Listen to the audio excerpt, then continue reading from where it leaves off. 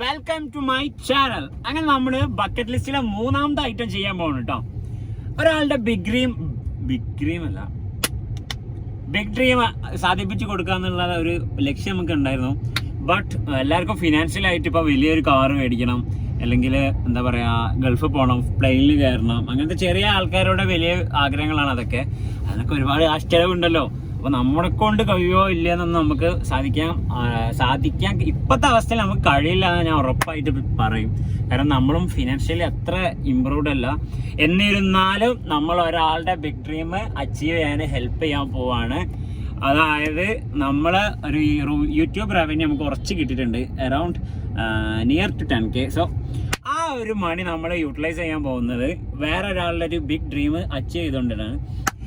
Indian book of റെക്കോർഡാണ് ഈ ഒരു ആക്ക് കിട്ടിയിട്ടുള്ളത് കേട്ടോ.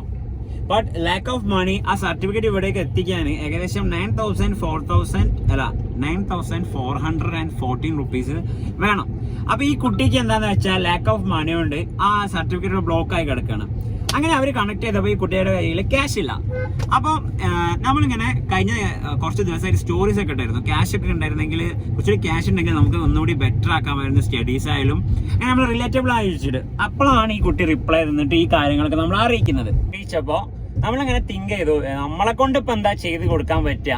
അങ്ങനെ ഇരിക്കുമ്പോഴാണ് നമ്മുടെ യൂട്യൂബിൽ നിന്നുള്ള റവന്യൂ ആദ്യമായിട്ട് നമുക്ക് കിട്ടുന്നത്. അപ്പോൾ ഇങ്ങനെ ഒരു കാര്യത്തിന് വേണ്ടി അച്ചീവ് ചെയ്ത ഒരാളെ ഏറ്റവും വലിയൊരു ബിഗസ്റ്റ് ഡ്രീം അല്ലെങ്കിൽ ഒരു വലിയൊരു അച്ചീവ്മെന്റിന് നമ്മൾ കാരണം, അതും എൻ്റെ ഒരു യൂട്യൂബ് റവന്യൂ കൊണ്ട് ഒരാൾക്ക് ഇന്ത്യൻ ബുക്ക് ഓഫ് റെക്കോർഡ് കിട്ടി എന്നുള്ള ലെവലിലേക്ക് എത്തിക്കാൻ കഴിഞ്ഞാൽ അത് എനിക്ക് ഭയങ്കര ഹാപ്പിനെസ് ആണ്, എൻ്റെ കൂടെ ഉള്ളവർക്കും ഹാപ്പിനെസ് ആണ്, അല്ലേ?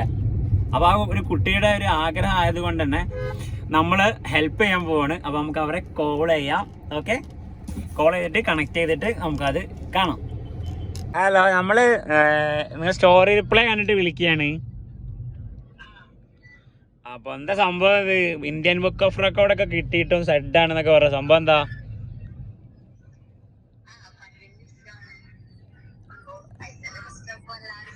അല്ല, നമുക്ക് അറിയാത്തോണ്ട് ചോദിക്കുകയാണ്, ഒരു ഡൗട്ട് കേട്ടോ. ഈ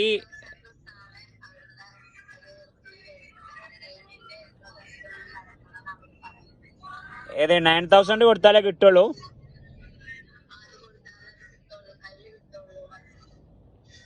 അല്ല, അപ്പം റെക്കോർഡ് ഇപ്പോൾ ഓൾറെഡി നിങ്ങൾക്ക് അടിച്ചിട്ടുണ്ട്.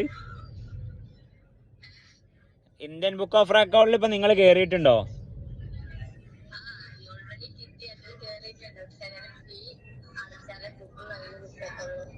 ഓക്കെ, അതിന് എത്ര എമൗണ്ടാ വരുന്നത്?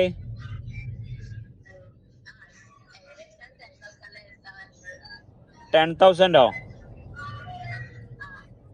ഓക്കെ, 10,000 കൊടുത്താൽ ഈ സാധനം കിട്ടും അല്ലേ? ഓക്കെ ഓക്കെ, അങ്ങനെയാണെങ്കിൽ 10,000 നമ്മൾ തരാം.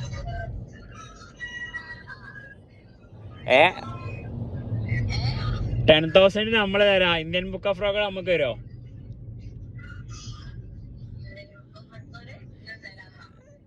$10,000 നമ്മൾ തരാം. ഇന്ത്യൻ ബുക്ക് ഓഫ് റെക്കോർഡ് നമുക്ക് തരും എടുക്കാൻ.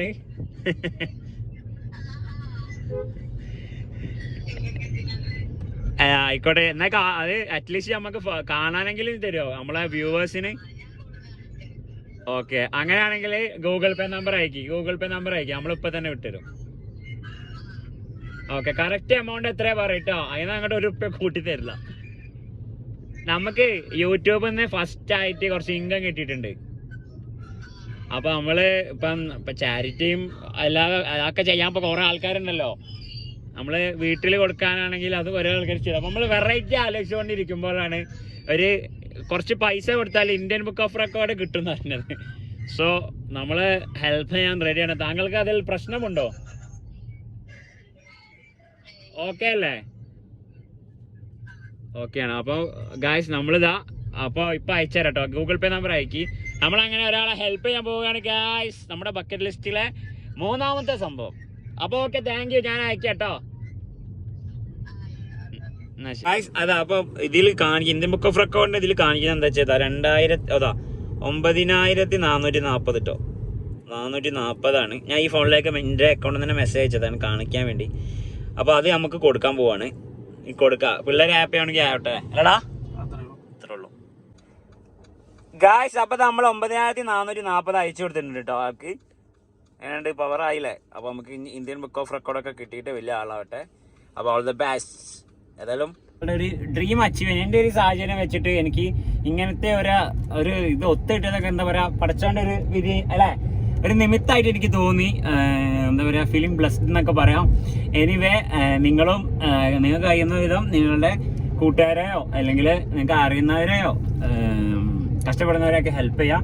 എൻ്റെ ഒരു ബക്കറ്റ് ലിസ്റ്റിൽ ഒരാളെ ബിഗ് ഡ്രീം അച്ചീവ് ചെയ്യാന്നുള്ള ആഗ്രഹമുള്ളൂ. ഇനി ഇങ്ങനെ എല്ലാവരും വന്നിട്ട് ബിഗ് ഡ്രീം അച്ചീവ് ചെയ്യിക്കാൻ സാധിക്കുമോ എന്ന് ആരും ചോദിക്കരുത്. നമ്മളൊരു ജസ്റ്റ് ഒരു ബക്കറ്റ് ലിസ്റ്റ് കംപ്ലീറ്റ് ആക്കുക എന്നുള്ള രീതിയിലാണ് നമ്മൾ ഈ വീഡിയോ എടുത്തത്. ഇന്ത്യൻ ബുക്ക് ഓഫ് റെക്കോർഡ് നമുക്ക് അങ്ങനെ ഒരാൾക്ക് നേടിയെടുക്കാൻ ഹെൽപ്പ് ചെയ്യാന്നുള്ള ഒരേ ഒരു ഉദ്ദേശമുള്ളൂ, വേറെ ഒന്നുമില്ല.